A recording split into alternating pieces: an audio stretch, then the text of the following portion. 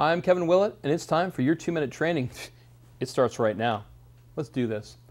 We've talked about ride-alongs before, physically getting in a response vehicle and heading out with that first responder, but now I want to give you some alternatives because there are some centers out there for safety purposes or scheduling that just can't do the traditional ride-along. So I want to give you some alternatives, all right? So here's a few ideas. If we can't go out to them, how about we bring them into us? Now, who's them? When was the last time that you saw a canine unit other than at the county fair or in the parking lot? Even just to pet the dog and talk to the handler and ask them what they specialize in, because maybe they're a tracking dog, maybe they're a drug dog, maybe they're a search dog. But if you don't know that, and if you've never met the handler, you can now put a face to the name and you can meet the dog. Where's the downside? Unless you're allergic to dogs. How about you have a narcotics officer come in there and tell you about Molly and ice and all these different types of different drugs that are coming in and designer drugs. How about what the risks are within your community?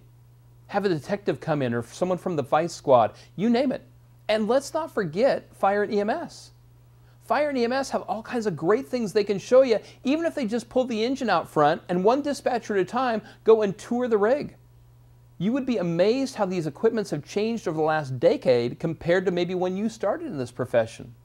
Take a look at their radio, take a look at their rescue equipment, take a look at the hose bed, take a look at where the engineer stands. And how about not even forgetting Public Works and some of those goofy different people that you deal with on a regular basis, because maybe there's something you should know about them. On a 2-alarm fire, do you ask the water department to come out there and just make sure that we have a good water flow? Talk to the water guys and gals. Maybe they can give you some ideas on call-outs, or maybe they can give you ideas on hydrant shutoffs and turn-offs and everything. There's always a chance of an alternative ride-along process.